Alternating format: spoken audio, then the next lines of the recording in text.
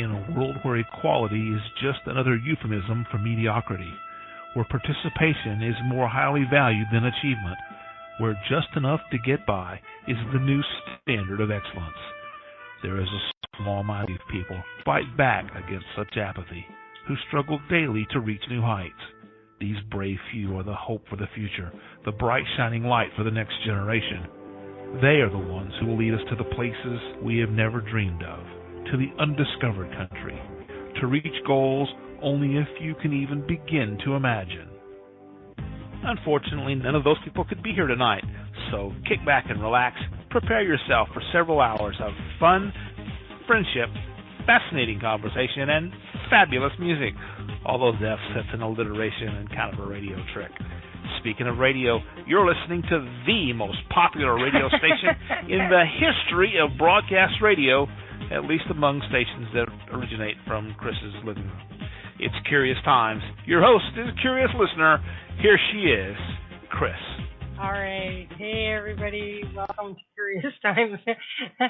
I couldn't help but laughing there. We start thinking about a diet. 1 Guinness left in the fridge. There's only a couple hours left in the day anyway, so you just say you started your diet. Like, you're allowed a beer. You're allowed a beer on a diet. You really are, you know? And there's some people that, you know, you'd be okay. You're okay. I don't know that you need a diet, Marie. Anyways, welcome to Curious Times, you guys. It is Tuesday, July 5th. 2 weeks from tonight, so the next time Lisa's on, it's my 5th anniversary. So there you go. Up until now, I've done a special show every time, but I don't think I'll bother this year because it was always a lot of clips and a lot of, you know, that kind of thing, and so I don't really feel like I'm up to it, and so I think we'll just leave it, and we'll just from now on we can just make mention of it. We don't have to make a big deal about it. So. Lisa is here today, Lisa Noland-Shalosky. She's a psychic medium and more, and I'll get to that in a second. Tomorrow, Barbara DeLong is here. Holy. Thursday, Amy Kavanaugh, the world's only combination hepatologist and mermaid. Friday is an open night, which we'll probably do a little bit of a mixture of things, because I don't know that for 2 hours we can deal with the dark Lilith moon. Dark Lilith moon. Yvette Howell is here on Saturday, and Kelly from the Care Center is here Sunday. Next Monday I have an opening again, and a week from tonight it's our resident astrologer, Melissa Bruce, the fabulous psychic. And so that's what's coming up. Lisa's a psychic medium and a trance channel, and she receives messages from beyond in many forms, and she utilizes, we talked all about the clairs. Where did we talk about the clairs? That was with Hillary the other night. Clairvoyance, clairaudience, all the clairs, well, most of the clairs. She doesn't do the gustance and the smelling, which I can't remember off the top of my head what one that one was. Anyway, she also uses psychometry, which is a form of a clair, as we learned the other night, and she can also make a connection for you just by giving her a name. She connects people with their loved ones who have crossed over, and or their spirit guides, and or their angels, and or their light beings, as opposed to heavy beings. I'll put you in touch with the heavy beings, okay? As trance-channel, Lisa invites spirits or entities from the Angelic and Universal realm to borrow her body for a matter of time in order to communicate, to allow them to communicate messages through her. For more information about Lisa and the services that she provides, or to book a private reading, please visit her website at www.lisanoland.com. And so here comes Lisa. Hello, Lisa. Hey. How's it going? It's going. How was your July the 4th? Well, it was good. It's just been like for the past 3 days, it's just been a whirlwind. We've been somewhere every day, and that's another reason I'm not going to be on video because I'm tired and I just look bad. Like I've got these big bags under my eyes and I just look bad. So. Well, I'm almost out of my makeup, my cover up there for my eyes, So I'm going to have to go and find you can't just use any old one. And so this one seems to be working as far as the match to the skin. I have another tube, but it's way like it looks like raccoon eyes or something, like reverse raccoon eyes. Like it's way too light. You know what I mean? And so anyway, I got to go get that. Anyway, I also wanted to advise you that no matter every day I'm somewhere. Just saying. Every day I'm somewhere. That's, somewhere other than your place or just somewhere somewhere. I'm somewhere. And I'm somebody. I'm someone and I'm somewhere. And well, so no matter where I am, I'm right here. I don't know, maybe this is just lazy, but have you guys noticed it's just hard to be out anymore? Like just out amongst people? Well, Chris, yeah, you're getting it, right? But it's just like, anymore, it's just like, it's exhausting. Yeah. Mm-hmm. So, what did we do? Saturday? I noticed that in the past 8 years or something like that. Yeah, right. If I was rich, I would be one of those totally. I wouldn't even groceries would get delivered here, and I wouldn't go anywhere. If I did, I might go at night in the midnight shift or something. Now, down here, they deliver groceries for $5. It's really cheap. It's really cheap. But anyway. Yeah, it probably is up there. But Saturday, Saturday I had to work at the store. And then when I got home, we went to a friend's house who they have a pool and all this kind of stuff. And I didn't go swimming because I don't like to be seen in a bathing suit. That's another ego another ego thing I got going on. You will not see me in a bathing suit. Unless it's, I'm going next week to Cumberland Lake and I will be in a bathing suit, but there will not be pictures taken of this body in a bathing suit. But her daughter, my friend's daughter, bought all these fireworks and I will say in an undisclosed location by an undisclosed person because you can buy them, but it's not legal to set them off. Mm-hmm. You have to sign a paper saying you're going to take them out of the state of Ohio. So,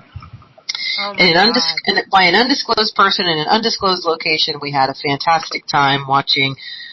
No fireworks go up, but yes, it was great. And and then we just visualized. Visualized, right? I'm not going to say. We bestowed clairaudience upon everybody so that they could hear all of the crackling of it, and we gave them clairvoyance so that they could see what wasn't really there. It was pretty sweet because the ones that they bought were these big, huge can ones, and when they go up, they go off, and they're just 2 or 3 big, huge things go off at the same time. Then you were just it was 10 of us there. And then Sunday, we really didn't have any plans, and we had made reservations because my husband has a camper that I inherited by marriage, and we're just every month we're going to go at least 2 camping trips. We just decided between now and October there's 2 trips. So we made reservations at an undisclosed place in the state of Ohio because I don't want to dog them on the air, but we really didn't have anything going on, so we thought, well, hey, let's just drive down and just see what this place looks like, and we'll scout out places to drop our kayaks in because there was a lake and all this kind of stuff. Oh my God, by the time we got down there, we're like, yeah, no, we're not camping down here. So my husband called and canceled our reservations on Monday morning because we're like, no, we're not. There's some places that just, the photos that they put on online, just, that is not what that campground looks like. I don't know what campground you took photos of, but that is not it. So then we were down in the Hocking Hills area, but it wasn't any of the Hocking Hills campgrounds. It was something else. And, so we went over to, and I've never gone to, in my 49 years living here in Ohio, I've never gone to the Serpent Mound. So we went to Serpent Mound, and that was really cool. That was really cool. Yeah, once was enough, but have you ever heard of the Serpent Mounds? Do you know what I'm even talking about? No, I don't think so, actually. All right, stand by, please. Because I don't have, I'm going to pull it up for you.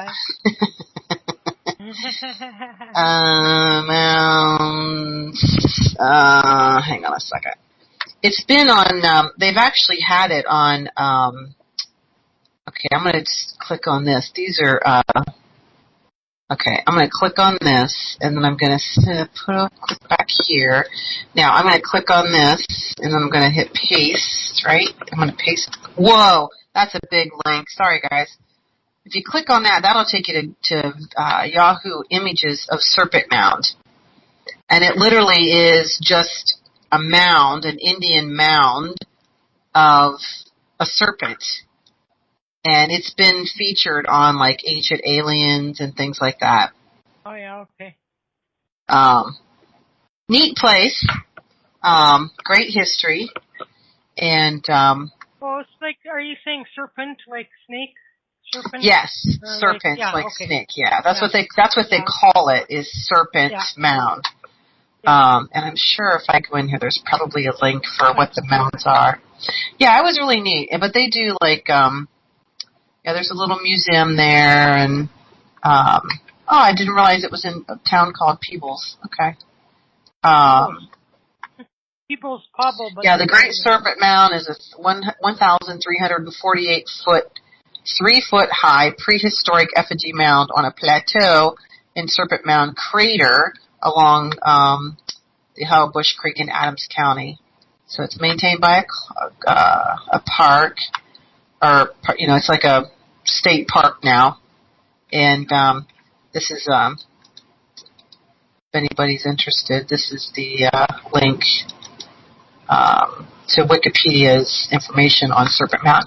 Yeah, so we went there and walked around, and that was really cool. It was a beautiful day. It actually has been really rainy here, and so we didn't spend a lot of time down there, and then just came home, and that was like the entire day. We spent like 5 hours driving around in the car.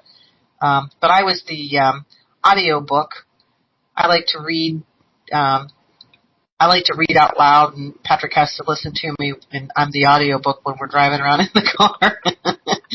So I was reading, what is that book? Have you guys ever read The Flower of Life by Dronvalo Melchizedek? I think I've talked about this book before.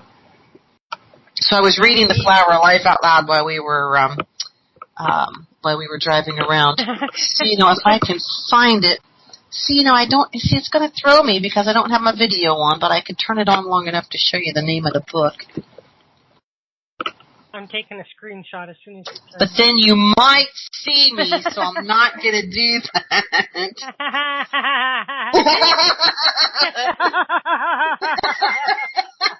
Then everybody would be like, ah!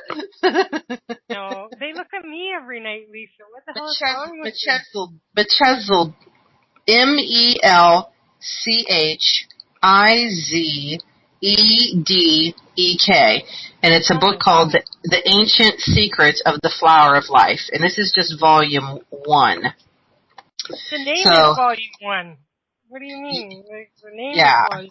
Yeah, but the whole book is just chock full of all this amazing information. If you're really interested in the Flower of Life and Thoth. There's a lot of information here on Thoth and Atlantean times and all that kind of stuff.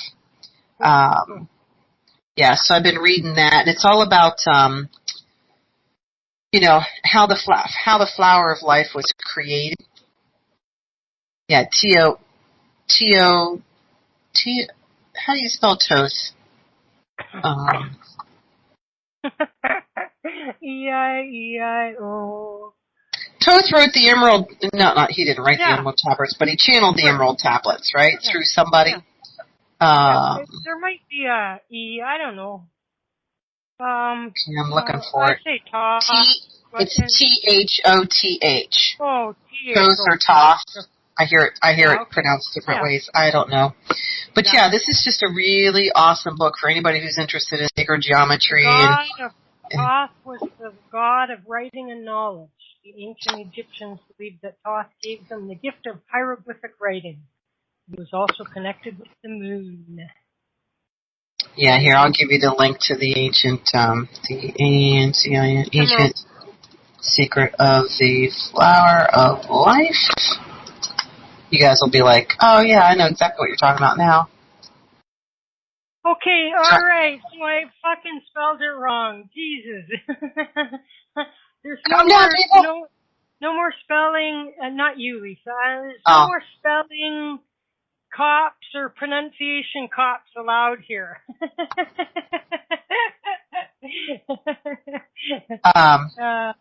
I'm going to have international spell everything wrong and say everything wrong on purpose day. Just to drive That's the Flower of Life book, if anybody's interested in it. And then there's a volume 2, and it's all about, I guess he used to teach. He was a physicist major, and like 1 quarter before he was supposed to graduate, he decided he didn't want to do physics anymore. And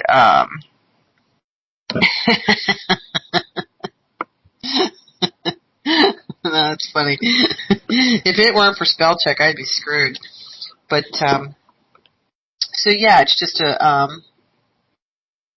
it's just it's all about it's the geometrical design leading us into and out of physical existence. From a high state of consciousness, we fell into darkness and forgot who we were. For thousands of years, the secret was held in the ancient artifacts and carvings around the world and encoded in the cells of all life. Now we are rising from that sleep-shaking old stale beliefs from our minds and glimpsing the golden light of this new dawn streaming through the windows of perception. This book is one of those windows. Here, and I don't know if I'm saying his name right, Drunvalo Melchizedek presents in text and graphics the first half of the Flower of Life workshop, illuminating the mysteries of how we came to be, why the world is the way it is, and the subtle energies that allow our awareness to blossom into its true beauty. Sacred geometry is the form beneath our being and points to a divine order in our reality, and we can follow that order from the invisible atom to the infinite stars, finding ourselves at each step. The information here is one path. But between the lines and drawing the line, the feminine gems of intuitive understanding, you may see them sparkle around some of these provocative ideas. So it is a really, it is a provocative book, I think. It kind of shakes your, it's like, yeah, that's kind of crazy. Yeah, that's kind of, there's a lot of stuff I don't resonate with, but I'm not really into science, but I'm really interested in the geometry stuff. So he talks about, electrons and all kinds of crazy stuff and how, the 100th monkey, those types of things. All that stuff's in here, and how, really went into depth about Lemuria and Atlantis and all that kind of stuff. That stuff mostly interests me, but I do better watching it or listening to it than reading. I can't, I can read very well. I have a university level reading. However, it's it really has to grab my attention because I can easily wander off in my mind. Oh yeah. Some of the stuff is kind of like blah blah blah blah blah. Yeah. And then so between I'm always got several books going at one time. So I've got this book going, and then I just started reading yesterday. Wayne Dyer's Wishes Fulfilled. Have you guys anybody ever read that book? I can guarantee you that there's probably never going to be a book you're going to say, have you read that book? And I'll say, yes, in fact, I read that book. How about if you heard that one? But I have some readers around. I used to have a couple of readers that about 3 people that I could send books to and then get them to read it for me if I was having an author on. And then they would give me a cheat sheet of questions to ask, and because I cannot read. I hate it. I hate reading. What can I say? I don't mind as long as it's something that's interesting. But if if it's like for a homework assignment, no. Mm-mm. But so Wayne Dyer, he's deceased now, but this book is about his mastering the art of manifesting, and I do believe it was around the time that he was either. You guys correct me if I'm wrong, but didn't he get healed from leukemia and died from something else? Does anybody know? I think it was the cancer. I think it was. I think that's why he took a little bit of criticism. But anyway. Or he held it off for a while anyway. Yeah. But it's just a really good book about, how we, obviously how we believe and what we manifest and all that kind of stuff. But for some reason, that's me, Deborah. I know he had cancer and got better, but I don't know exactly what, I don't know that it ever came out what actually he died from. But, he's just like in the introduction, he has a couple letters from people that had real powerful experiences, and I don't know if anybody has been having this happen or not, but I'm like crying at the drop of a hat these past couple of weeks. I'm like, ever since we went through that shift with the solstice, I'm like a crybaby, man. It's stupid. I'm like, what the heck is happening with this energy? I would love someone's opinion on that. If someone wants to call in and help me on that, I'd be grateful. Well, it could have something to do with your astrology. You know what I mean? If there's something, Aquarius, which is the water one? Aquarius? Wait, which one is the water one? I'm Virgo. But I mean, so if there's a certain whatever in your fucking ninth house or whatever, you know what I mean? Like, there could be something could be in your whatever. And see, I don't follow that stuff. I probably should. I don't know. It could be retro. Oh yeah, that's right, Amy. He did go to John of God. Okay, back on Wayne Dyer. I know he went to see John of God.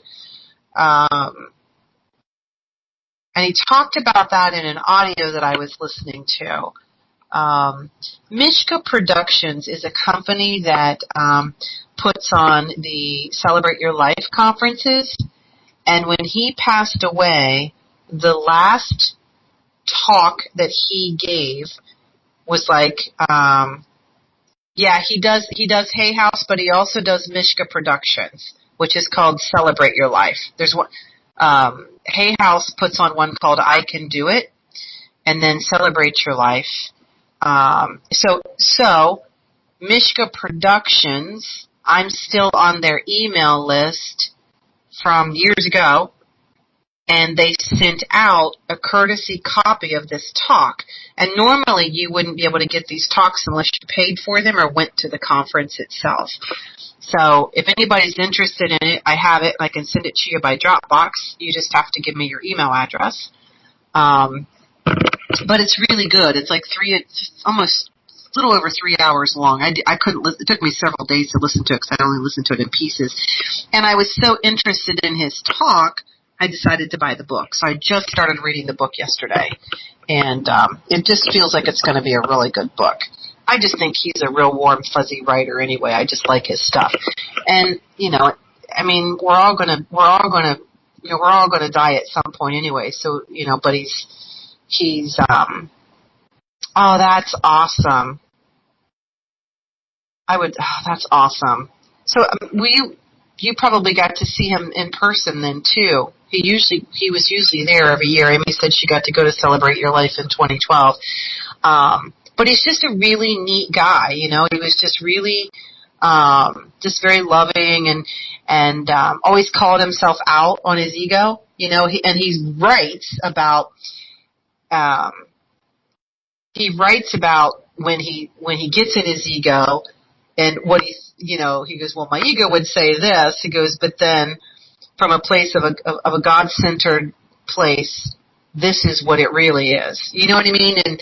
And he just gave so much away. I mean, the man made millions and he gave millions away. And he's just a really neat guy. So if it's something you're interested in listening to, Chris, I can email it to you, but I got to do it by Dropbox. Yeah, I'll have to. I don't know if I obliterated Dropbox off my computer, and I don't trust a lot of that stuff. But if you put it in Dropbox and give me a link, I think I can get it from there without me having Dropbox. You know what I mean? No. Well, so you upload it to Dropbox, right? And then don't you send somebody the link? I send an email, yeah. It'll send an email. Okay. Yeah, okay. I haven't seen The Shift. I need to watch that one. Matter of fact, I'm going to write that down.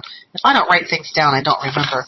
But somebody, he talked about that book, or he talked about that movie too in the beginning of his book. And for some reason, I have not seen that particular movie. Yeah, you're right. It was The Shift. He talked about it in his little opening. And then something else I'm really proud of is I have a friend, Brielle Sharilla. I don't know if some of you are friends of mine on Facebook. You may have seen this. But my friend Bree is the cover of Bel Esprit this month. And what's really cool about that is she's 39 years old, and this October she will have been on dialysis for 26 years. 26 years. And it's completely unheard of to have someone live that long. And she's a bodybuilder. She runs... Oh, Chris, we can't hear you. I'll keep talking until Chris comes back. Unless you guys... Can you guys hear me as well? Can you guys hear me? Okay.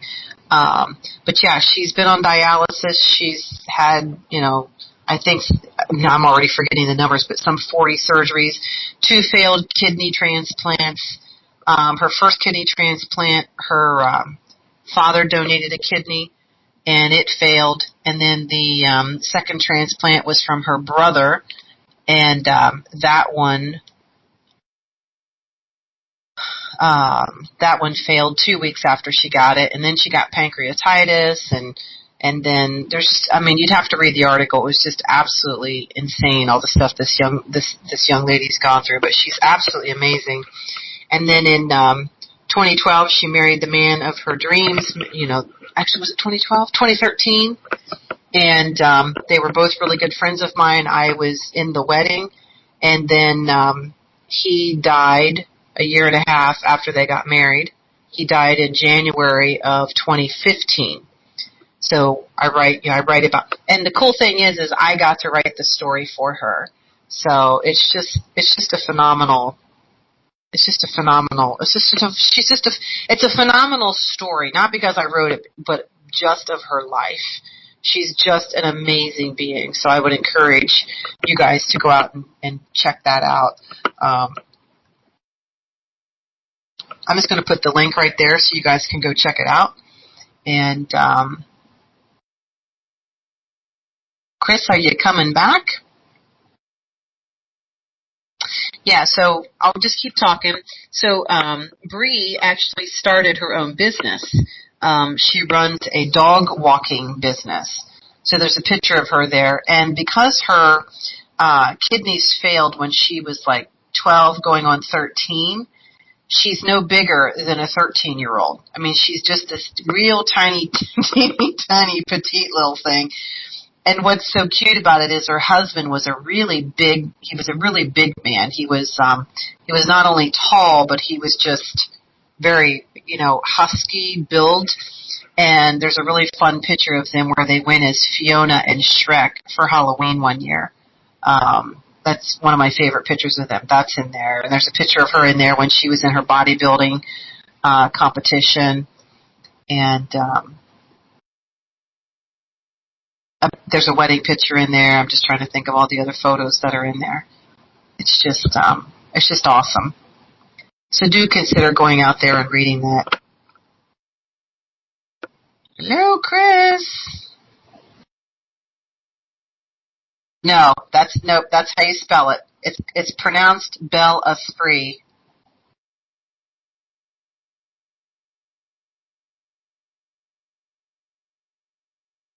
BELLESPRIT.com.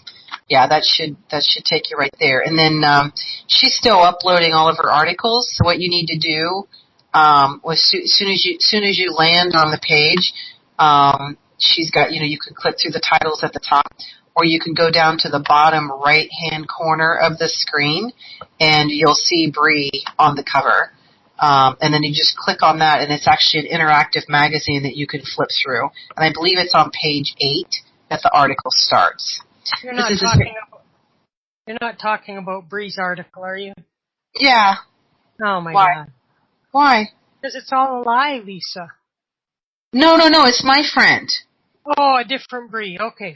Yeah. No. My Bree. My Bree. Very good. Okay. Sorry, I lost my sound and I had to come in on the browser. Yeah, thank you, Amy. Not a fake Bree. Sorry about that. No. And the only reason I don't like to bring that particular, I don't like, I know there's sensitivities about that, but I got to write the cover of my friend Brielle Sharilla. She's 39 years old, and this October she will have been on dialysis for 26 years. Wow. And she's a bodybuilder. She runs her own business. She got married, and then a year and a half later her husband passed away. So she's widowed at 39 years old. And she's just a fantastic being. I want the world to know about this young woman because she's had a near-death experience where her graft blew. She has a graft in her leg. And if you look at her, the one bodybuilding photo of her, I hope they used it. I can't remember if they did. But the one bodybuilding photo of her, you could actually see the graft in her leg. And, if you look real closely, but it's just, she's amazing. She's absolutely amazing. And, she does not consider herself sick. She does not see herself as an illness. And she's on the, kidney dialysis, not kidney dialysis, but there's a kidney project where right now out in California, I believe it is, they're trying to grow kidneys. And so hopefully by the time 2017 rolls around, they're going to start doing, what do you call that when someone goes and, I'm so tired, I can't even think of the words. You not volunteer, but you want to be one of the people that test out the, like implant that in me and let me try. Test like a test subject. Yeah, because she's had, you missed this part because your thing wasn't working, but she's had 2 failed kidney transplants. My thing works just fine, Lisa. Thank you very much. Oh.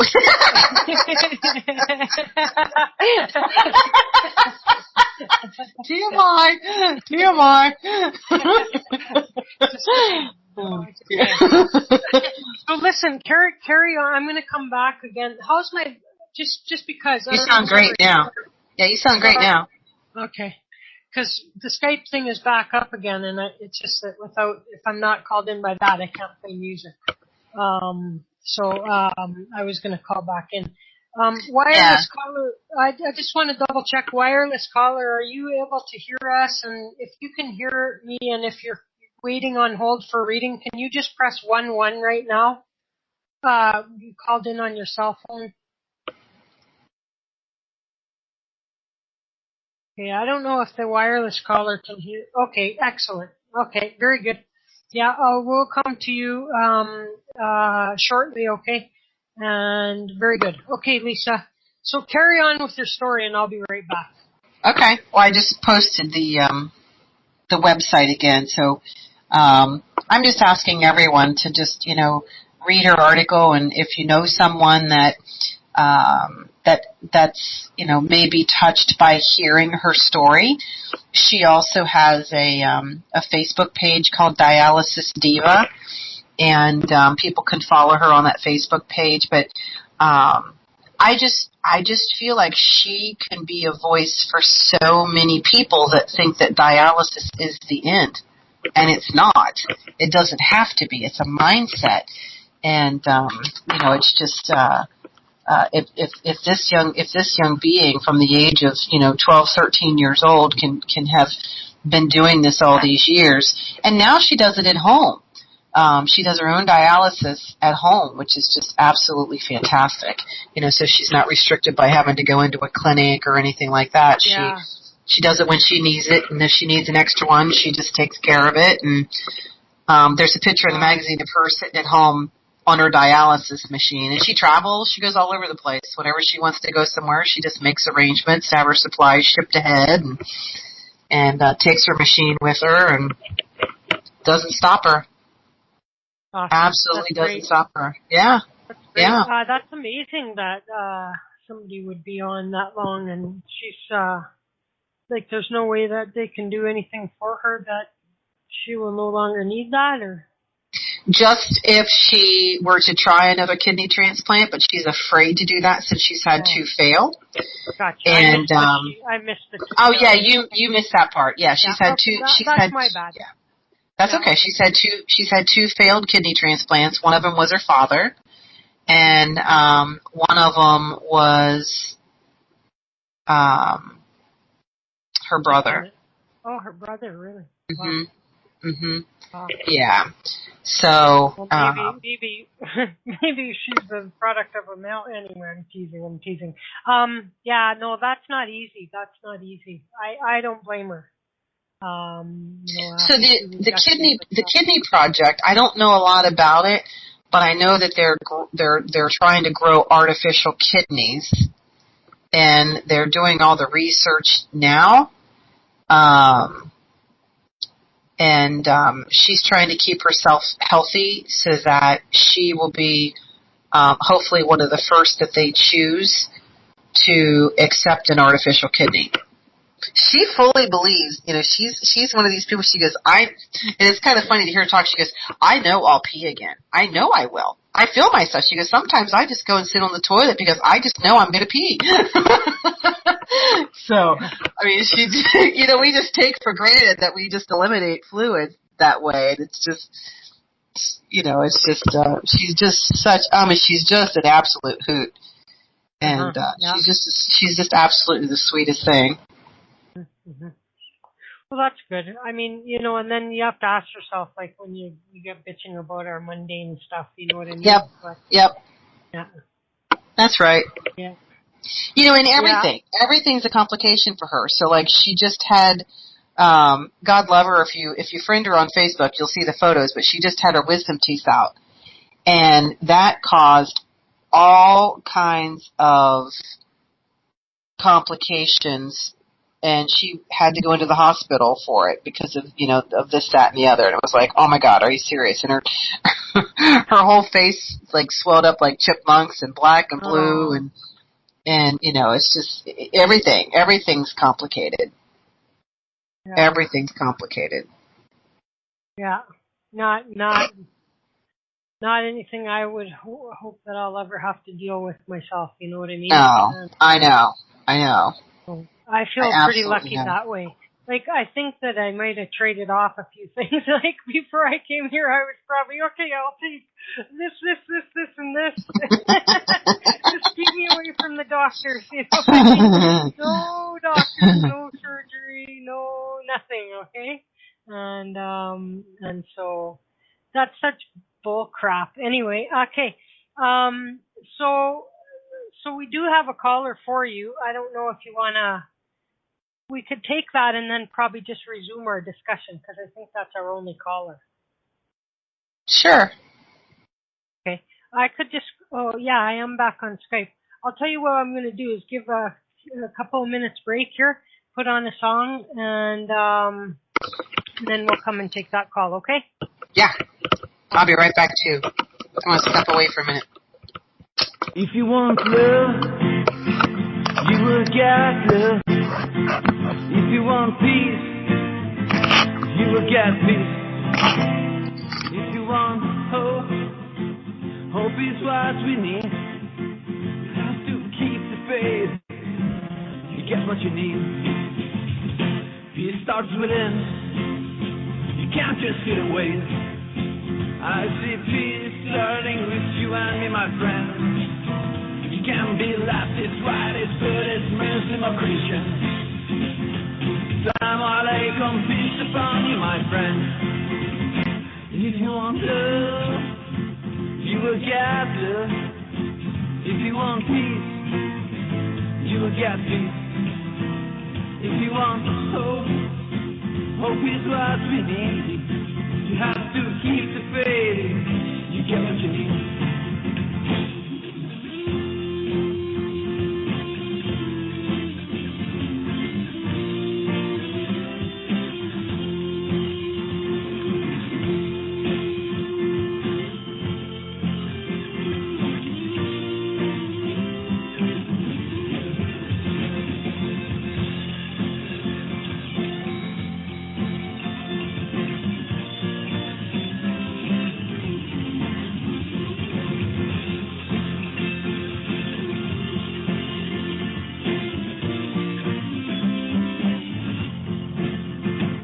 Want love, you will get love. If you want peace, you will get peace. If you want hope, hope is what we need. Have to keep the faith, get what you need. Love is everywhere, you don't have to look far. I see love in the eyes of my dog. Can be black or white, red, blue, green, yellow or red. I'm sure love loves you, we all love you, my friend. If you want love, you will get love. If you want peace, you will get peace. If you want hope, hope is what we need. You have to keep the faith, you get what you need. If you want love, you will get love. If you want peace, you will get peace. If you want hope, hope is what we need. You have to keep the faith, you get what you need. You have to keep the faith, you get what you need. All right. Peter Jam, if you want. I like that song. Anyway, let's go get Lisa back. Whoops, that's Mary Margaret. My bad. What if Mary Margaret was just yelling at her husband at that moment? That would be funny. Hello, Lisa. Hey. And so, okay, are we ready for this caller? Sure. All right, I don't have any idea who it is. Who is this caller? Hey, Chris, this is Annette. Hey, Annette. What's going on? Lisa. Hey. Hi, Lisa. What's going on, Annette? Well, I was wondering if you could, I don't know how you do it. Do you want a certain person, or do you want to just bring in what you bring in yourself? Do you have a question, or are you trying to reach someone? She's trying to reach someone. She's trying to make a connection. Oh, yeah. Okay. So hang on a second. Now, the way this works for me is I bring in whoever I see sitting there first. Okay. So if it's not who you're looking for, we can certainly ask, but I never guarantee that I can find that energy. Sometimes that energy just doesn't come in for me. You know what I mean? It's just one of those things. So let me just sit here for a second. Here, I'm going to have to put my poodle down. I picked him up with loving on him. No, buddy, you got to go down. I'm sorry. He is just looking at me like I've just created the ultimate sin by putting him on the floor. Yeah. Okay, hang on. Now I'm going to put chapstick on. Okay. Who is here first? So what's your last initial, Annette? My maiden name or what? Name. No, I want where you go by now. S. Okay. All right. Hang on a second. Okay.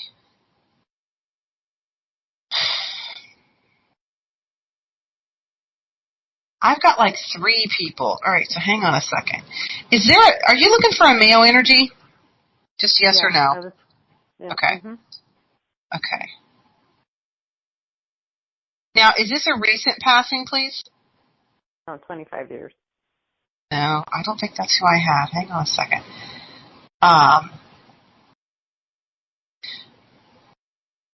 All right, that's random. Why did I just see a plane? Did you recently travel somewhere? Did you go somewhere, or did this person die around traveling, No. or something to do with an airplane? No. Okay. Are you?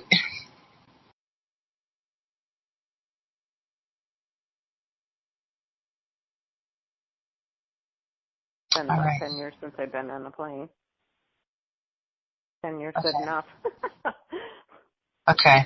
I just have to call what I see. It's like, okay, that was random, because when a plane just goes flying by me, it's like, what is that all about? Now, I feel like I have a male here that passed within the last 2 to 3 years. I feel like they either traveled or there was travel involved when they were gone. And I feel like this death was unexpected. Can you claim them? And if not, we'll just keep moving, because it could belong to somebody that's in the chat room, or maybe somebody else that might call in. Okay, can I ask you, could it be my granddaughter just graduated this year, and a friend of hers passed away, but I didn't know him, but he died suddenly in a car accident. There was this big, that's what I'm thinking. That's who it is. So it's coming in because you can get a message through to the friends. How young was he, hon? 18. Yeah, this is him. What was his name? Chuck.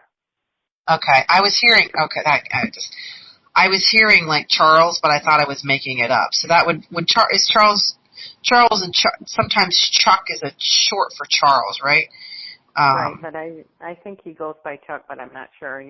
Everything that you saw. Mm-hmm. Okay, well that makes sense to me because he was traveling. Now I feel like there's what I want to say about this young man, just so we can move on, is that I feel like he's at peace with his passing now, but I feel like there was a lot of trauma around that death process, and I don't know if he died right away.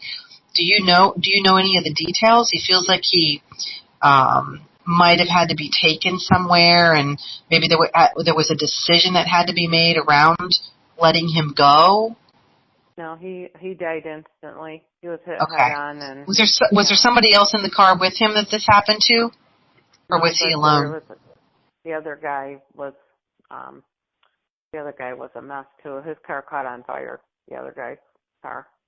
Okay. Did he make it out and make it somewhere? Nobody did. Nobody made it out. Whose fault was this? Because I feel like I'm not at fault here. Has it been decided? What had happened is the guy's car that caught on fire, he crossed the double line and went over a blind hill and hit Chuck head on. Oh, wow. The embankment and the car caught on fire. And Lord have mercy. there's still a big thing on Facebook. Man, I'm getting chilled just talking about it. There's a big thing on Facebook because they're trying to get Ellen DeGeneres to wear a bow tie because he was into drama and he was going to be in this. When did this happen? Just about 3 months ago. Okay, so it was months, not years. I was getting 2 to 3, so okay. Mm-hmm. Sometimes I get the numbers wrong, but I was getting 2 to 3, so 2 to 3 months ago. Okay. So he just wants everyone to know that I feel like he's in a really good place now. And he's just grateful. He's just grateful for the outpouring of love that has gone to his family. And, I feel like he knew he must have been a popular kid because he feels like he knew that he was loved by a lot of people. But it's amazing to see how far outreaching that is, because I feel like it's impacted like more layers of people than he ever thought it would, if that makes sense. Yeah, it does. Because he's just showing me like an atom bomb going off and it like showing all those ripples and layers. He's like, man, this thing's huge. I mean, because I had no idea that it would create this much of an outpour of love from people. So That's really cool. On Facebook, because you're on my Facebook friends list, and you'll be surprised what they. Tag me. Tag me on it so I can. Yeah, it's a small community where I live out in the country. I mean, very small, and they just went full tilt on it, like you said. I'm very much full tilt. Wow, that's really awesome. Well, he's thanking you profusely for taking this message for him, and just now, who do you know that knew him? You said this was a cousin or something, or a granddaughter? My granddaughter graduated this year, and he was in her class. Okay. Mhm.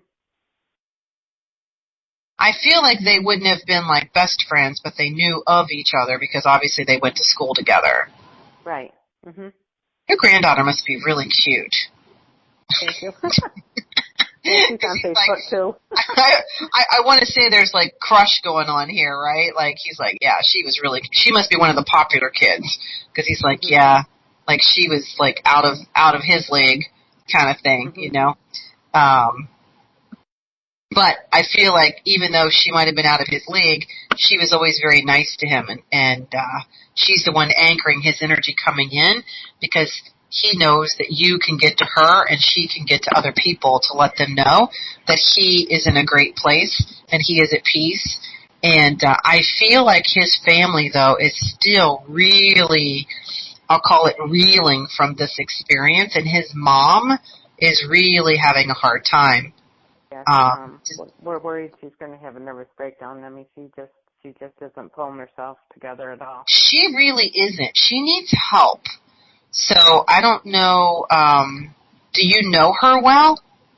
I don't know her. Mm-mm. Okay. And they're moving too because his father's military, so they're moving out of the area. Which, you know, I'm hoping that the move would be good because actually he was killed on the street he lived on. Oh my God. Yeah, he wasn't far, and the other driver also lived down the road. And there's like a lot of.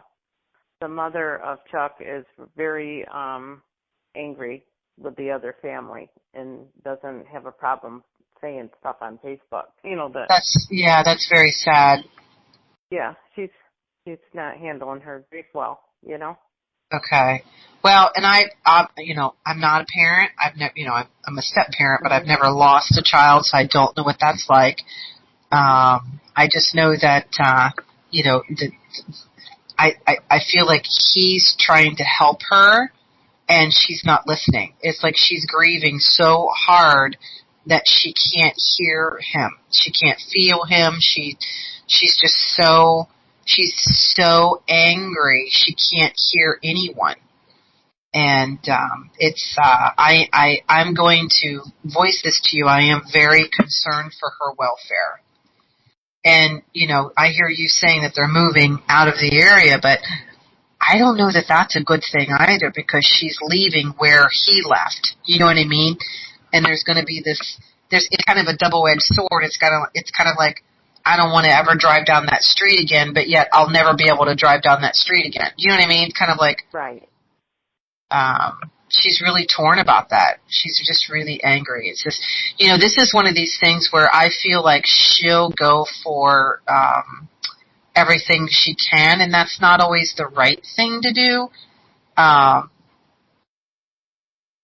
it's what people feel they have to do in order to make sense of the grief. Mm-hmm. And I feel like that's where she's at. And he's trying desperately to get a message to her that he's okay and he's at peace. I will let my granddaughter hear this, and maybe she can forward it to his mom. I don't know, you know. Okay. And even if she would listen to the archive of this, and that she would know that he just loves his family so much, and he is so sorry that they're having to go through this. He wouldn't have wished this on his worst enemy, but you know, it's something. Unfortunately, it is something that happened. It's out of his control, and he's just asking everyone, please, to just. It's all about just loving each other because I feel like there's a lot of chaos even internally within the family.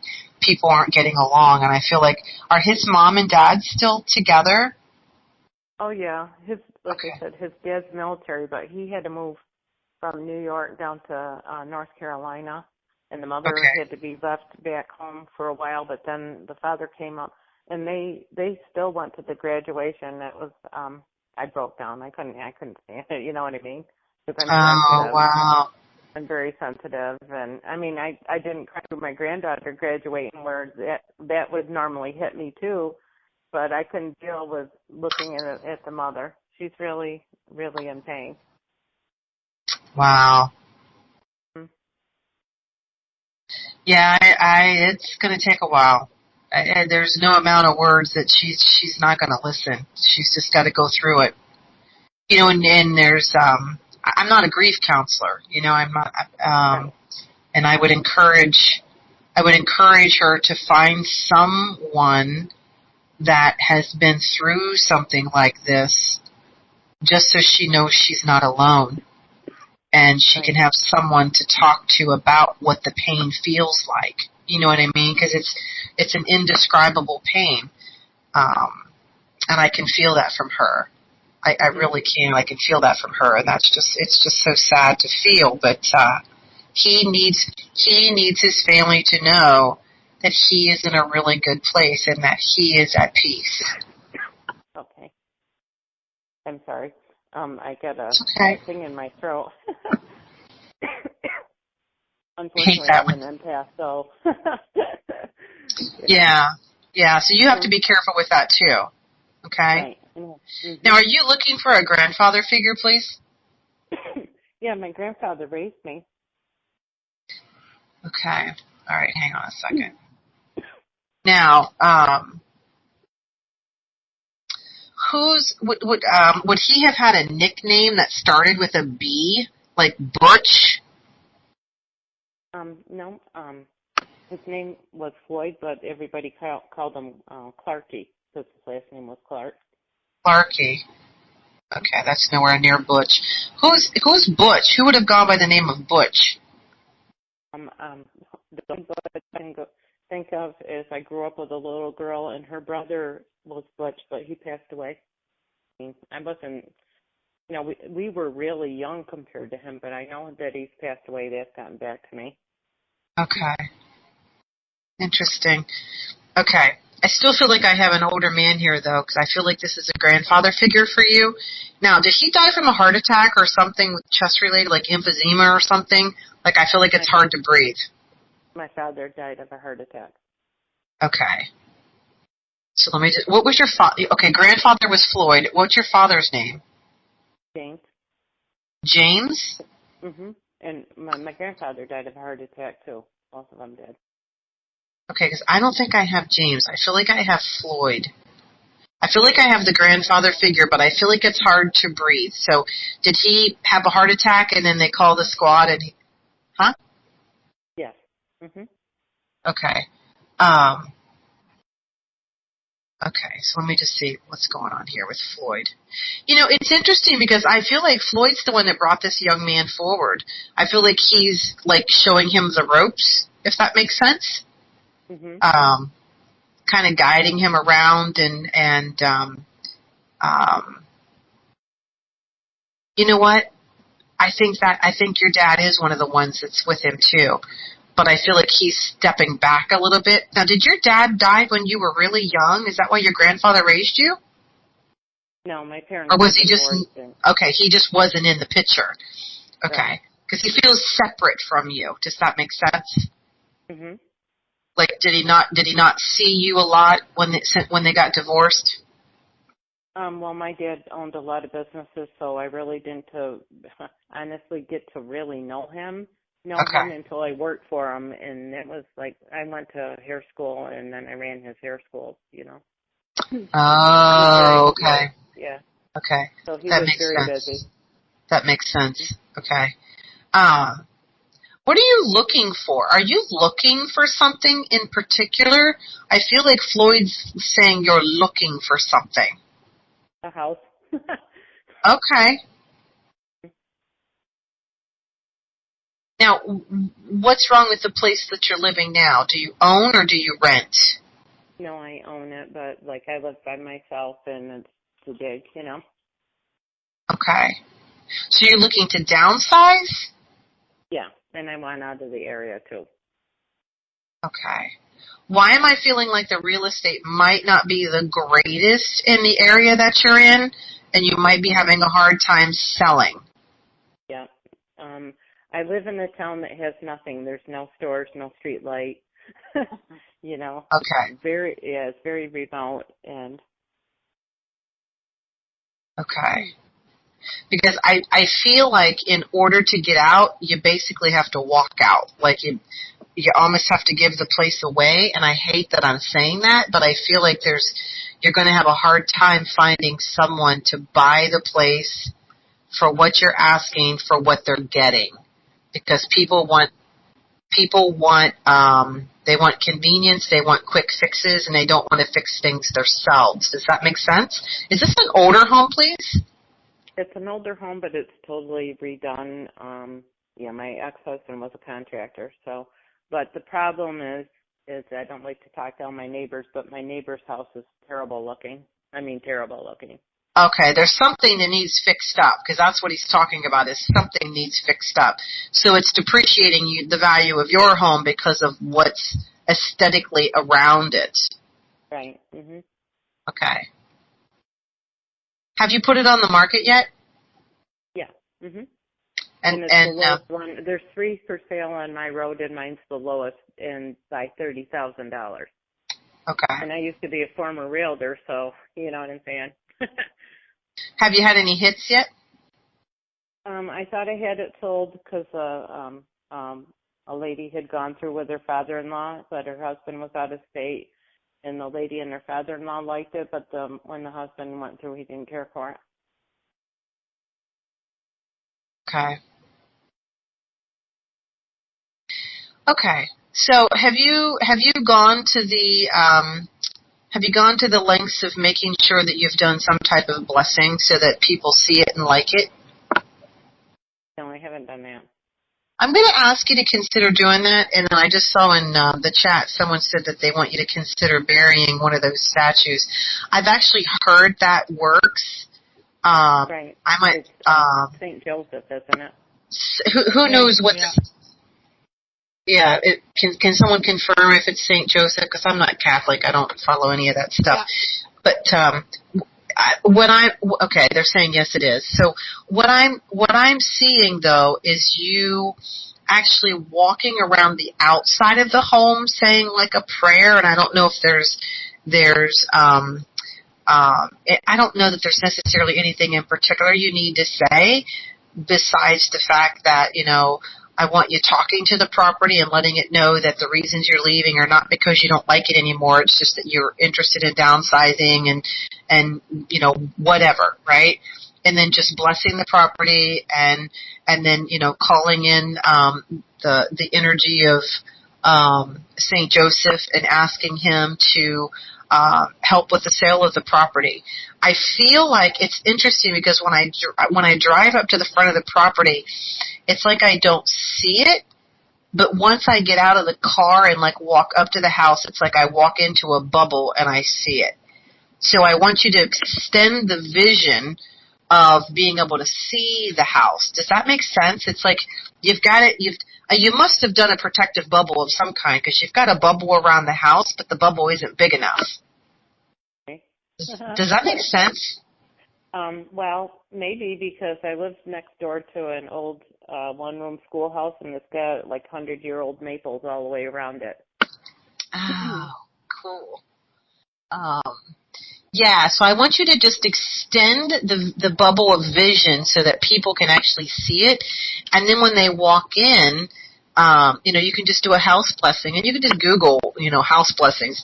Just walk through with sage or Palo Santo or holy water or whatever, and just bless all the rooms and just, and talk to the house. Because a lot of times what people don't realize is that when they're trying to sell a house, the house doesn't necessarily want to be sold because it doesn't know who you're going to be bringing in, right? And it's comfortable with you. It's used to you, and it doesn't want to get used to new people.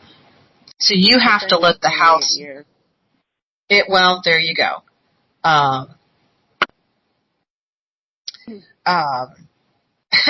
Christy's saying she's having a deja vu.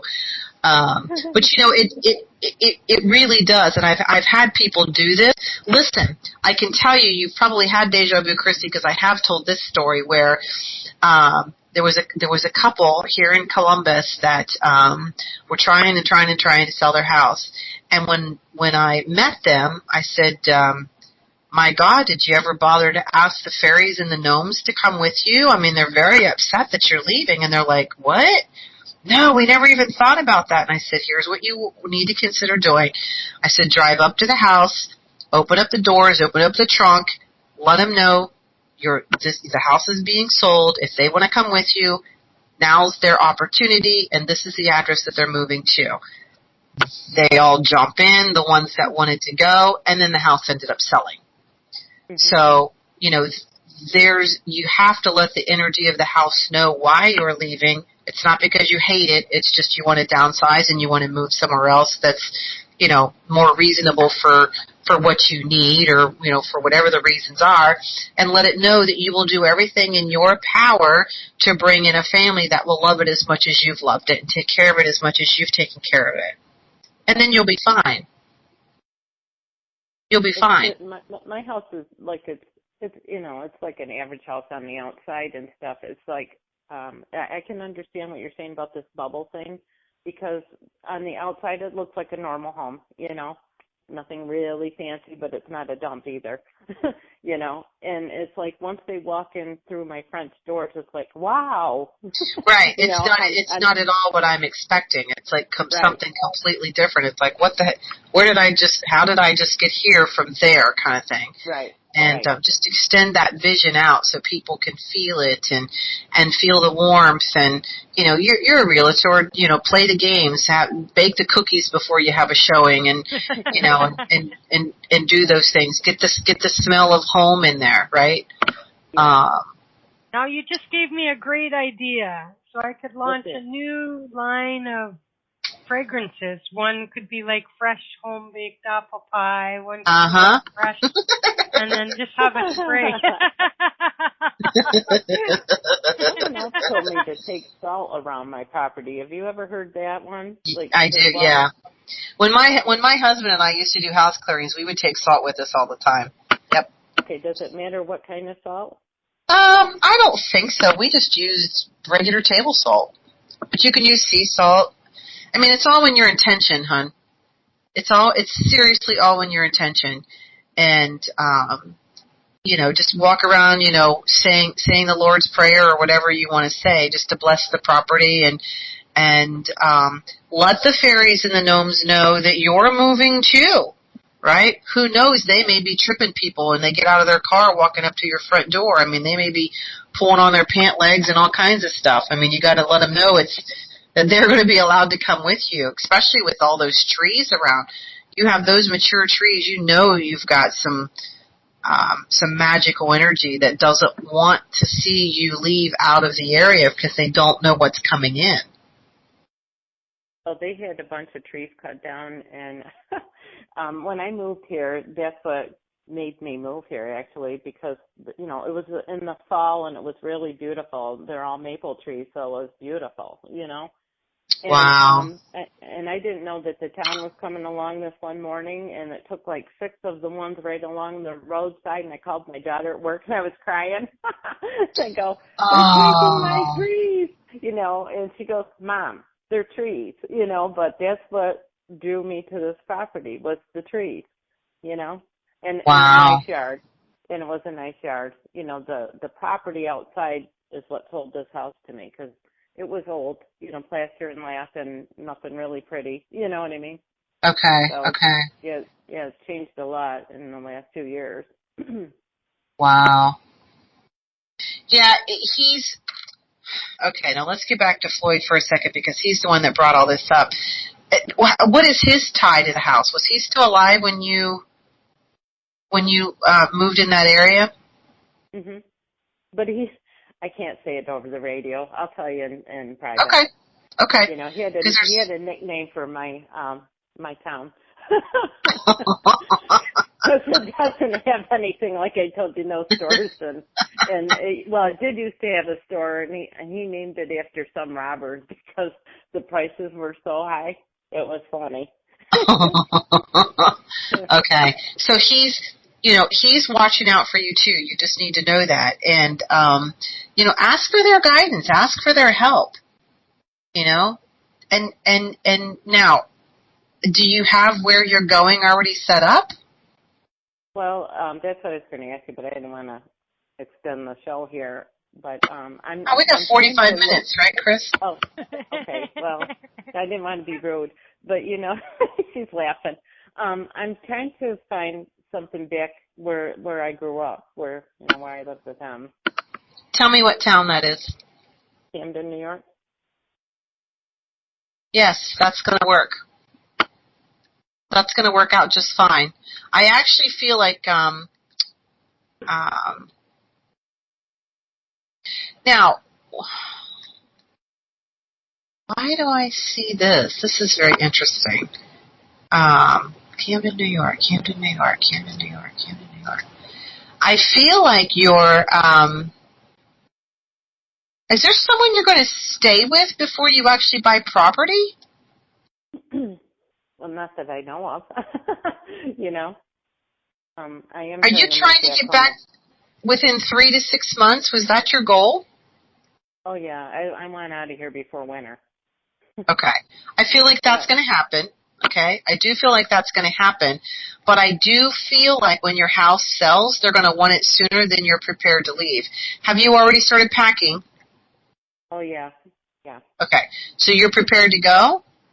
Not totally. Because I'm by myself and all that, you know what I mean? But I have started de-junking. I just got my attic to do, and that, that's going to be a chore. But the rest of the house is all, I can't get any more emptier. Okay, so just keep working on that, because I feel like when it does sell, there's going to be some type of short window of time that you have to get out, and I do feel like you're either staying with someone or there's a temporary situation that's going to happen before you actually end up buying or moving into the place you're going to acquire. Does that make sense to you? Well, I have a question. There's a house that I'm very interested in because it's a ranch. It's one level with me. I have a medical condition, so I'm trying to do the one-story thing now. Sure. It does have a mold problem, so I'd have to have that removed and a new roof. I'm well aware of what has to be done, but that would have to be done before I moved in, and I know that my brother would let me live with him. I mean, we're close. Yes. Is that what you're saying? Most likely. Yeah, because I feel like there's some type of temporary situation before you would move into wherever it is you're trying to acquire. Now, that concerns me, though. How do they guarantee that they've gotten rid of a mold problem? Well, it's basically a professional business, but then I just found another one that's not in my hometown. It's about 15 miles away from my hometown. Okay. And I don't know why, but I love the woods and I love water, and it's on both, Okay. And no mold and all that stuff. The mold one concerns me. For some reason, the mold one concerns me. Anytime I hear the word mold, obviously, the flags go up, because I don't, I know they can do their best to try and, alleviate it and all that kind of stuff. But that one kind of concerns me, and I don't even know if it's, I just feel like there's going to be another one. I feel like there's going to be a third one coming up that you aren't even aware of yet, because yours hasn't sold. Just keep looking. Yeah, I am. Okay, just keep looking, because I feel like there's even something else that's going to come up, and you're going to be like, oh, I'm so glad this didn't work out, because now I can look at this one, right? Right. Mm-hmm. Don't be so anxious to sign on the dotted line that you miss the one you're really supposed to have. Okay. Does that make sense? Yeah. Well, I've worried about the mold one too. It's a beautiful home. It really, I wish it didn't have the mold problem, but it is. It's a beautiful home, and it's really cheap. It should be twice as much as what it's down to because it's bank owned right now. Okay. and then whoever buys it has to pay cash. Okay. You know, because the bank won't hold the mortgage on it with the mold. Right. No, man, they're just having a hell of a time probably selling that. Mhm. Okay. Well, it was $129 and it's down to $79.9, I think it is right now. Yeah, but you don't know what kind of problems you're taking on from like, even years into the future. Right. Having it, reoccur, and what's it going to cost to have it, with what they think it will take to fix, and it's been sitting there empty all this time. It could be just, you may end up having to go in and just gut the whole damn thing, and then what are you going to be into? You know what I mean? Taking it down to the studs just to get to all the molds. So, I don't know. I'm hesitant on that one for some reason. People buy houses like that and they're just fine. They fix them and they're just fine. For some reason, I'm really hesitant. I would ask a lot of questions. Mm-hmm. Okay. Have you yourself ever sold a house that's been mold? No. Have you ever got into that experience? Okay. Check with some other realtors and see who will be realistic with you and really tell you, the friends that you have that you're not trying to buy in the area from, but, really ask some questions. But I still feel like there's going to be, I keep seeing the number 3, and I feel like there's either, maybe it's the third one that you look at, or there's, something going to come up, in the next 3 months, 3 months, that's gonna be, there's something about another property. Something about another property that I feel like that's gonna fit everything that you've been looking for. I found one online, but I haven't seen it yet. Would that matter? No. Is it a 3-bedroom? I think, yeah, it is. Yeah. Yeah. Do some research on that one. Okay. Yeah, do some research on that one. And because that one, feel the energy of it, that one even feels different. Do you feel the energy of it even talking about it? Yeah, it's set up where it would be really nice for me. It has a nice kitchen and all new appliances. It's not the Taj Mahal. There's a couple bedrooms that I wish were a little different, but I only really need one because it's just myself. Right. Right. For now, so, right? Right. Yeah. And then when you acquire a mate, chances are you'll probably move again anyway. Because you'll want to be living somewhere different. This is a good move for you, though. This is a good move, but I still feel like it's temporary, is all I can say. I feel like when I say temporary, I'm going to say maybe a couple of years. And then I feel like maybe there's another move after that. Okay.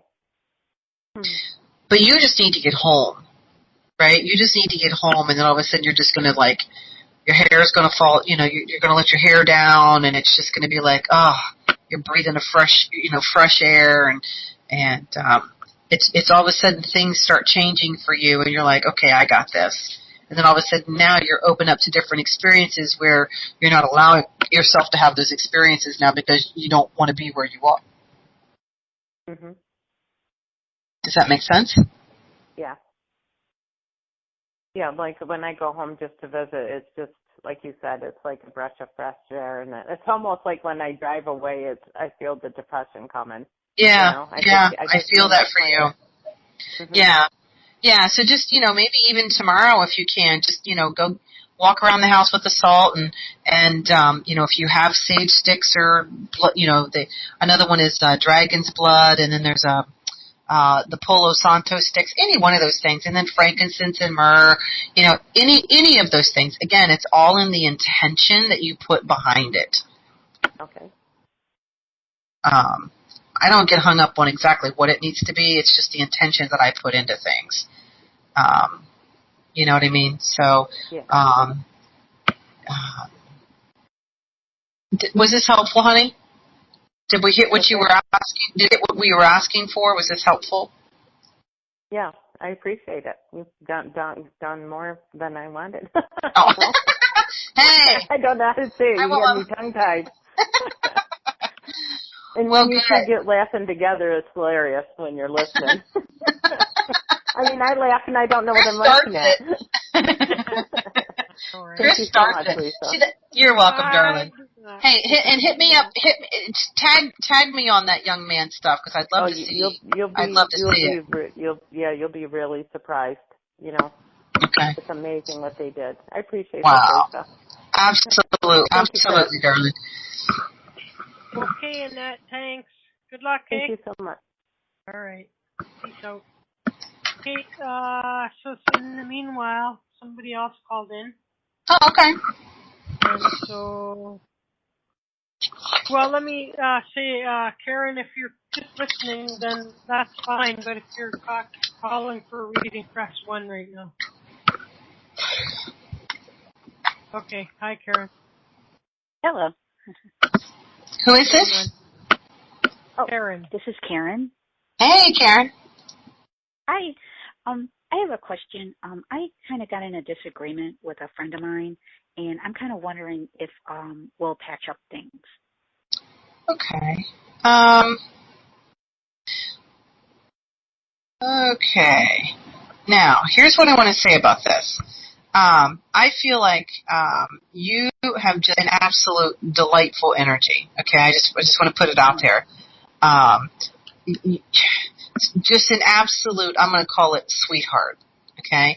Yeah. But I also feel like there's a part of you that you can take it, and then all of a sudden it's like, that's it.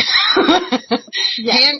Hand goes up, the bitch comes out, and you're like, enough already, right? But it's so rare that there's such huge spaces of time between when you have those moments of complete disagreements or just needing to speak your piece, that I feel like some people don't know what to do when they see that person, because I don't feel like this individual that you had this disagreement with knows that person. Does that make sense? Correct. Yes. Okay. Yes. I kind of changed so fast. I got so cool. I didn't answer the phone. I just kind of said, didn't respond, and I just kind of threw it back at him, and he was like, whoa, wait a minute. You needed what I would call a cool-off period, right? You needed a cool-off period. Now, I do feel like there's a strong chance that the two of you will patch this up, but I feel like you're going to have to be the one that instigates that conversation. Okay. And you're going to have to let them know that, just be very clear with them, when I get upset about something, this is my way of handling it, is I gotta back away, because number one, I don't want to say something I'm going to regret, and I don't want to say something I really didn't mean just out of anger. I need a cool down period. Right? I need a cool down period. And I would think that they would respect that. Is this someone new? Is this someone you're just getting to know? Yes. I used to work with him, but we kind of started seeing each other, and so it's kind of like a different type of friendship. It's a different friendship now. Well, and I'd still, even though you guys worked together, he never experienced this person. Right? He never experienced together, right. Yeah. He's never experienced this like personality, or this like, I'll call it alter ego kind of person that came out. And if you were like, now here's the thing, they're showing me, and it takes a lot for me to get mad. And my husband, in the 4 years we've been together, he's maybe seen me do this like 3 times. And when you see that person, you want to run. You don't want to be around, because I throw things, I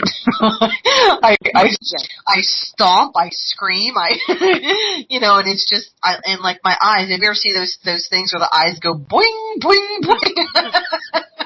It's not cool, right? And I don't know why, but they're showing me that, like your eyes were bugging out of your head, you're just like steam's coming out your ears, and it wasn't pretty, and he didn't want to see it. then you could just tell him, look, I needed a moment, and you need to respect that. If something happens, I need a moment. Okay. Does that make sense? Yes. Yes. Does that reflect kind of what happened? Did you have the buggy eyes and? Yes, he said something to me, and what happened was I just really turned, and I said, I'm not, you know what, I don't agree with this. I'm like, what? And then I just, he said, well, I'll call you again, and I didn't answer the phone for like 2 days, and then we were supposed to get together today, and he didn't call me back. He just. Well, now he's playing games, right? And I do feel like you're going to be able to patch this up. I feel like it's a big, humongous miscommunication, and it's just part of that. It's just part of that learning curve on learning each other's energies, And it's what I tell my husband. Even we have triggers for each other. More me. He triggers me with something, and then it's all about the communication. If you guys can't work through something like this, then it's probably not going to be the one that you would want to try to do these things with, because he's got to be able to hang with you even during those times that you flip inside out. It's not like you do this. You're not bipolar. You don't do this 3 times a month. You do it like once a year kind of thing.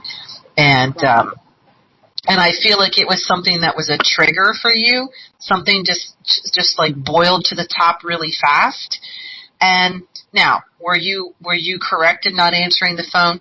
I don't know. That would be a judgment call on my part. Do I think you would have said something you probably would have regretted? Yeah. Right? So you probably you probably did do the right thing. But could you have maybe texted him and said, hey, I need a moment to just work through some thoughts on my own, whatever. Might have just, not left him hanging for a couple of days, because now that's boomeranged back to him having triggers of past experiences where people just like give him the cold shoulder and he doesn't know what's going on, and you know what I'm saying? So it's actually created a bigger monster than it needed to. Okay. Does that make sense? Yes. I really do feel like you're going to be able to work this out, though, and I do feel like it's going to be you breaking the negative energy that's been created in this situation. Just being truthful. Don't make up any stories. Just stick straight to the point. This is what happened. I got in my ego. I got in my head. I overreacted. Whatever it is that happened, and it was a trigger, and this is why. And I'm sorry. Okay. That makes sense. Because I feel like he's a really nice guy. I feel like the two of you have really good energy together, and I don't want this to be spoiled over something so silly. Right. I mean, we're still starting to get to know each other, and I don't want to be too aggressive or come on strong, and I try not to, but in this instance, I think I did. I kind of really rushed it and gave him an all or nothing type of attitude, and then I thought about it. I'm like, hey, I'm pushing this. I don't really know. I'm getting to know him as well. Yeah. And I think he'll really appreciate that when you circle back around and you let him know that. And do you see like maybe a couple days before I talk to him? Maybe a week? It's not really going to be that long. Like I would, I don't know what time it is where you are. It's 11:30 where I am, but you could send him an email and say, I'd really like to talk. Okay. And that way he can get it. Texting, depending on, what your normal pattern of texting would be. It might be kind of late, but you could send an email certainly, or send something in the morning and say, hey, good morning, would really love to catch up and just figure out what happened here or whatever, I don't feel like it's going to be like a week. I feel like it's going to be like tomorrow. Okay. Yeah, because he's going back to work tomorrow, and he was okay for the holiday. They gave him an extra day, so yeah, that's correct. Oh. So you guys had plans to be together today, and then he never responded to you, or? Well, he had mentioned it, and then I just didn't talk to him on Sunday morning. I never answered the phone. Okay. See what happened? Yeah. I blew him off, I guess, yeah. You blew him off, and now you're all like, uh-oh, I blew too hard. Yeah.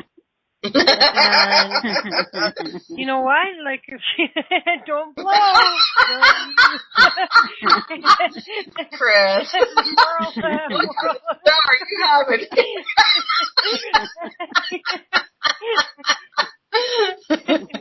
And no, but this is like for anybody, you know, like it's like if you're gonna go down that road of setting ultimatums, or you know, in your own mind you've determined, like, you know, what you want, need, and now, you know, you got to be prepared that if the other person isn't with it, then you might have blown it, you know. I wish people could be more patient, you know. And less, you know, it's one thing if you, you know, you're with the same guy for 8 years and they keep going, just, you know, and they don't want to make a commitment or something. You know what I mean? It's entirely different when it's a new thing, and even under a year, you know what I mean? Oh, definitely. It's like you know, be satisfied with some companionship and the excitement of getting to know and share and everything, instead of, you know what I mean, like going too quick to the end goal. And because along the way you might find out it isn't a person for you either, you know what I mean? It's for both people to explore. But see, we get these head games going or whatever, you know, and the thing is, somebody calls your bluff, and then that's the end of that. You know? Right. Yeah, but I sort of feel like this isn't over. You guys will talk again. Okay. I do feel like you'll talk again. Learn your lesson. Yeah. I have. Yeah, and just be very, you know, the key here is to be fluid and just stay in the flow and just allow things to happen and not, you know, release expectations of what you think they should act or be, because as soon as you start putting expectations out there, you're going to be very disappointed. Yes. Don't try to force change someone else, but if you're able and willing to, what's the word I'm looking for? Compromise, then do so. But don't compromise just for the sake, like against your will, just because you think, you know, it's a 50-50 deal here, and you know, you don't want to lose yourself in the prospect, but you also don't, you know, put yourself in the other person's shoes, right? Oh, true. And and so, you know, like live, and especially when we're older, you know what I mean? It's like live and let live. Like let's find a way that we can each still maintain our independence, but while having the benefit of, you know, of having companionship, and it's a different beast when we're older, you know. Yeah, you know, the other thing I'm seeing is that you may want to consider just writing to him and you know, just saying, you know, I'm really sorry for what happened. It's unfortunate we weren't able to get together today, and would love to talk this through. If you know, if you're interested in giving me a call, just leave it out there for him to call you. But just know that now that he's going back to work, he may not be able to call right away. But I do feel like it's going to be within the next day or two. I really don't feel like it's going to go past tomorrow. Okay. Because he was really disappointed. Yes. I'll call it shell shocked. He was shell shocked. He was really disappointed.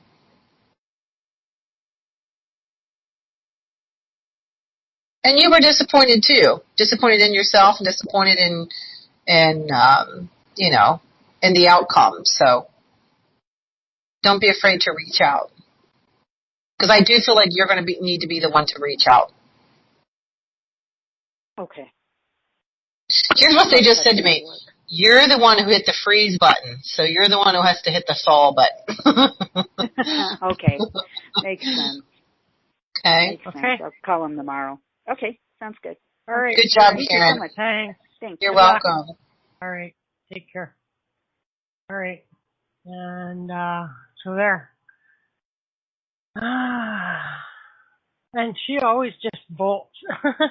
Gone, poof, gone. You know, I'm gonna start making her wait until the last 10 minutes of the show. But she's got a letter to write though. She's going to she's going to like put her words down on paper so she gets it right this time. Hopefully. You know what happens though, hey? They get all, you know, and then they scare them off and they get too demanding or desperate or whatever it is. So anyway, hopefully she can pull it out of the fire and see what happens there. Well, so, and go ahead. No, but I'm sure, you know, I'm sure I've done that along the way. I don't like to admit it, but I'm sure I've done that plenty of times. And then you want to do the backpedal and go, oh shit, that didn't work out. That didn't work out the way I wanted it. Because what you're trying to do, like, it's one thing if I'm, you know, like negotiating or I'm in a business confrontation or something like this, you know, then I'm gonna, you know, but even then, you have to be prepared that your bluff is going to get called or that you are, you know, that you're going to blow it. And even in any sensitive negotiations, that can happen. And so, yeah, when I was younger, but nobody should go into these relationships. Don't play head games, people. Do not play head games. Don't play head games. That's just as simple as I can say it. It's never gonna result in anything good long term, you know. And right away she knew it. She knew right. Oh shit! Because she got it in her mind like that. Oh well, I'm gonna make him wait then. And then she found out like, oh, I made him wait, and now he's like, you know. Yeah. Like, okay. Yeah. I'll wait. You know, so anyway, we'll see. I'm not as convinced as you that it's going to get back patched in that way, but we'll see what happens. Yeah. We'll see what happens. Well, and there's no reason for him to hold her hostage to the experience, you know. No, but I think it's a fairly new deal, and so like it's like I have a feeling that, you know, that it was just pushing way too hard, and then it's one thing to demand, you know, make demands or whatever, but then to play the head game on top of it. That's like if I'm gonna get into a relationship with someone and this kind of stuff is going on early, that only like scares the hell out of me for like later on when they're more comfortable with it, how manipulative or what the situation's gonna be. And I just like, you know, I would personally use those kind of situations to get out while the getting's good, you know? They gave me a gift by showing me who they are. And, you know, like that's not, you know, and I learned my lessons way young in life on those kind of like playing these little head games and little temper tantrum. Fine, I'm not cold shoulder kind of stuff, you know? Yeah. It doesn't work, you know? If you got cold shoulder and you mean the cold shoulder and you're not playing a game with it, you know? But if you're fine, well, you're going like, oh, I'm just going to not talk and make him feel bad and blah, blah, then like that's the wrong reason to do it. Wrong reason. Well, I think the one thing that will save this, though, possibly, is the fact that they worked together before. So it's not like they're two brand new beings coming together. They've had that energy interchange before. So I just feel like there's a benefit of the doubt moment, but maybe, but like let's say you work together for a long time, right? And often many of us have like a completely different hat that we put on at work. You know what I mean? Mm-hmm. Yeah. and so this is not anywhere. And then now you're seeing like because that's who you really are. You know what I mean? Like in your personal time. You know what I mean? And Yeah. a lot of people are able to use the restraint in their behavior, you know, at work to maintain professionalism or to maintain a certain appearance. But they're not any, like, you know, priests that go home and kick their dog or beat their wife or something, or I mean preachers or whatever, you know what I mean?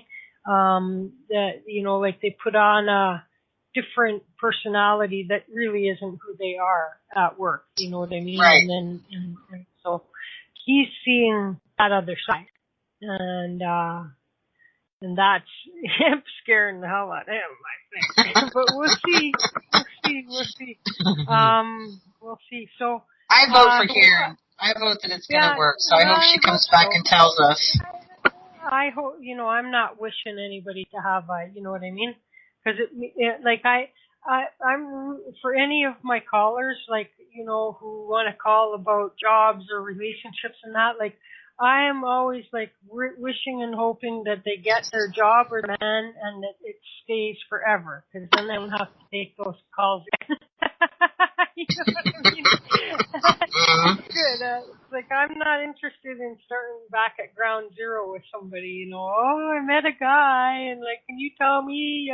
Or at ground zero is, so when will the next one come? And what color is his hair? And what color are his eyes? And what, you know what I mean? And so I'm all like, okay, you're already like, so let's pray that this you can pull it out of the fire. And so I'm not hoping for anything bad for her on that, for sure. Okay, so we have like, you know, a little bit under. If there's anybody else, speak now or hold your peace, guys. And let me know. Even if you can't call in, let me know. In the meanwhile, what do you got going on? Are you going to take a little bit of time during the summer and do a little bit less work, or what are you doing? Burning candles? Yeah, you know, I'm telling you, this summer we have planned two camping trips a month. Plus, so we went camping. Not this past weekend, we just left, because I told you that already, but the weekend before we went camping at a place called Kokosing River, and my dad came up, and me, Patrick, and my dad went kayaking down the Kokosing River, and that was absolutely a fantastic weekend. Oh, and then this coming weekend, on Sunday, we leave for Cumberland Lake, which is a big lake down in Kentucky. And we went down there last year. We have a couple friends of ours who own a small ski boat. So we're going down there and we stay in a cabin and go boating for 4 days. And it's just absolutely awesome. Yeah. Uh-huh. And then on Friday, we're coming back, and Patrick, years ago, I don't know how, but, you know, the bourbon makers down there, you can actually, you don't really buy, but you get your name on a barrel, and I'm sure tons of people have their name on a barrel, but his bourbon barrel is ready, so we're going down to, God, I can't even think of the name of the bourbon, but anyway, we're going down, he got a personal invitation to go down and actually dip out of the barrel his bottle of bourbon. So we're going to do that next Friday, which is kind of fun. Huh. And then take a tour of the place, which I can't even think of where it is we're going, but isn't that awful? What's the name of the bourbon? Give me a name of a bourbon. Oh, I don't know. Crown? No.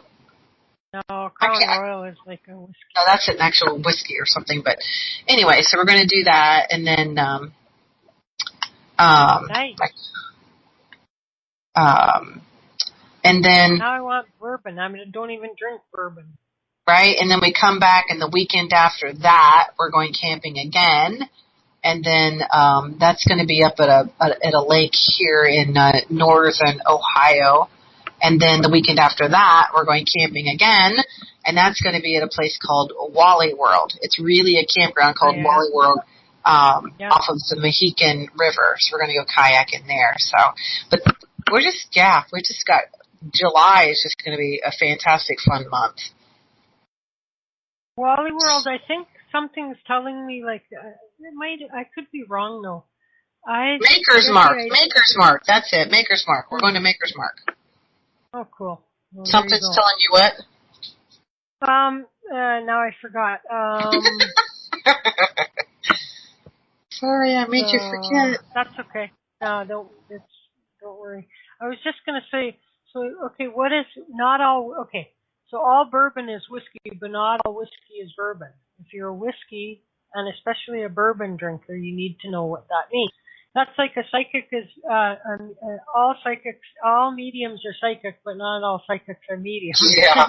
And so it's just like bourbon and whiskey. So let's see, by definition, whiskey is a spirit distilled from fermented grain mash, including wheat, rye, barley, corn, and then aged in wooden barrels. Whiskey is made all over the world, and there are many popular styles, including Scotch, Irish, and American whiskey. The most popular form of American whiskey is bourbon, which has its own specific definition. Bourbon needs to be produced in America, of course, and be made just like it can't be made anywhere else. And made from 51% corn, and whiskey does not. Whiskey can be made any old place, I guess, and it don't matter how much corn you use. But so bourbon also needs to be stored in new charred oak barrels, whereas whiskey barrels do not need to be oak, but not new or charred. Oh, they do need to be oak, but not new or charred. Lastly, to be called bourbon, the liquid needs to be distilled to no more than 160 proof and entered into the barrel at 125. For other whiskeys, the liquid must be distilled to no more than 190 proof. So there you go. There's the difference between bourbon and whiskey. Yeah, now I don't have to take the tour because you just told me what I need to know. Well, now you can be like, what? Who didn't know that? And did you know that? Yeah, but it'll be cool to actually go through the distillery, I guess. But it's you have to pay for the tour, but it's just a fun. And the fun thing is you let them know ahead of time that you're coming, and they pre-make a label. So when he dips his bottle, he actually gets. If I don't know if you've ever seen a Maker's Mark bottle, but it's dipped, and then the red kind of pull up Maker's Mark, and you'll see the there's a dip on the top that seals the lid, and then it drips down the bottle. So when when he dips his bottle, then he actually gets to put that red seal on it also. They show him how to do that. Oh yeah, I see. And then his name will be on the bourbon bottle, like on the label. Some of them it goes really, really way down, and some just goes a little bit. Yeah. Does he want to have a little bit or a whole? I don't know. So I'll be taking pictures. I'll be taking pictures. I'll share them when we get back. Yeah, that's cool. That's very cool. Very nice. Very nice. Very nice. Yeah. So now, as part of the tour, do you get to drink as much bourbon as you want for free? I doubt that. I doubt that. They're a bunch of cheapskates. That's just rude. I don't know. It's like $30 to take a tour. Yeah, probably samples, but not. Well, yeah, lots and lots of samples. Yeah. I want $30 worth of samples because, quite frankly, I don't give a shit about the tour. I just want the bourbon. And that bourbon is not cheap. Yeah. I think it's like $60 a bottle or something stupid like that. Well, and you guys are paying $60 to go in there, so yeah. at least come out with the bottle. Yeah.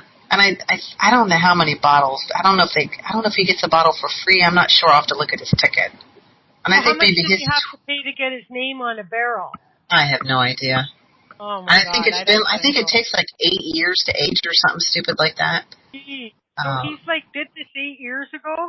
Yes, and every year, like multiple times a year, they send him updates about his bourbon, and they send him they send him like this goofy stuff to put on his bourbon bottles. Like, in wintertime they send earmuffs, and it's just fun. They sent a scarf this past winter to put on his bourbon bottles. It's funny.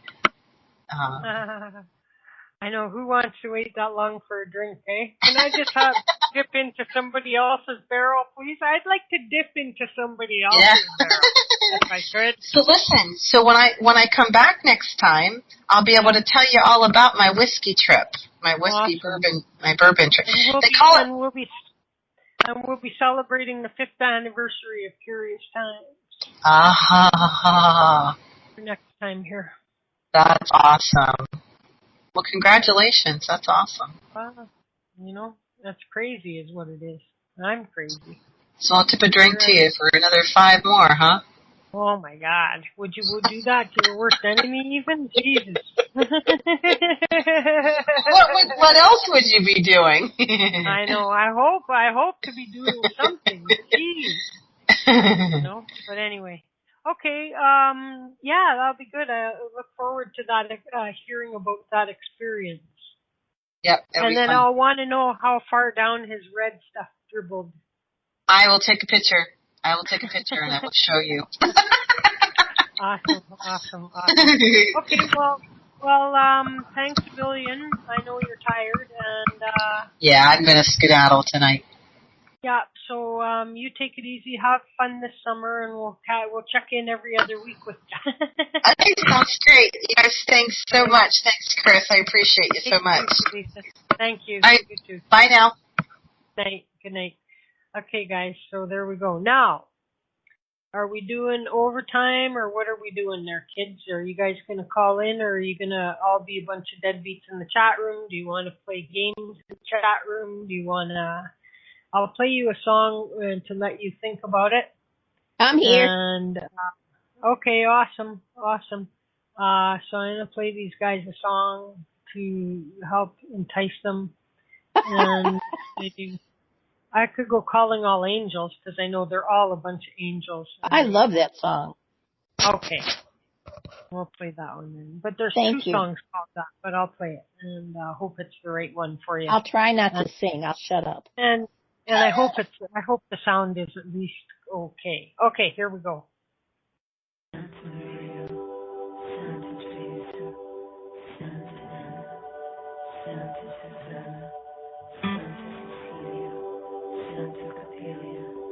Santa Dominica, Mary Angelica, fade your ashes, fade your beauty, Juliana, Petronella.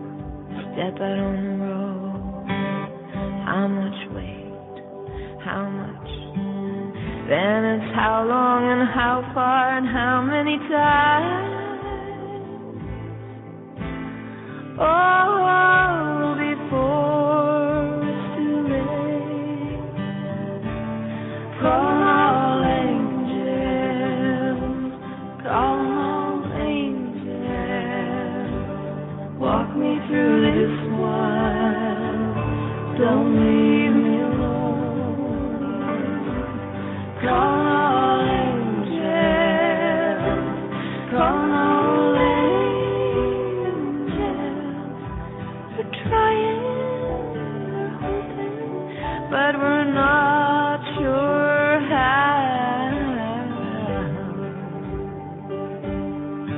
On every day you gaze upon the sunset with such love, intensity. Why, it's almost as if you could only crack the code and you'd finally understand what this all means. Ah, but if you could, you think you would trade it all the pain and suffering. Ah, but then you miss the beauty of the light upon the earth and the sweetness of the leaves. Call all angels, call all angels, walk me through this one, don't leave me alone. Call all angels, call all angels, we're trying, but we're not sure. Calling all angels, calling all angels, calling all angels, calling all angels. Walk me through this, don't leave me alone. Calling all angels, calling all angels. We're trying, we're hoping, we're hurting.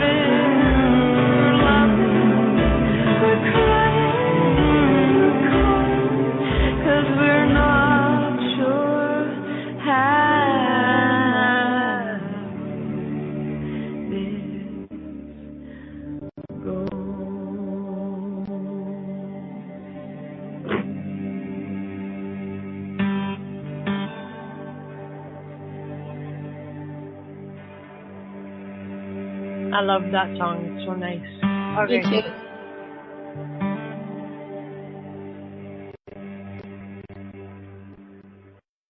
Me too.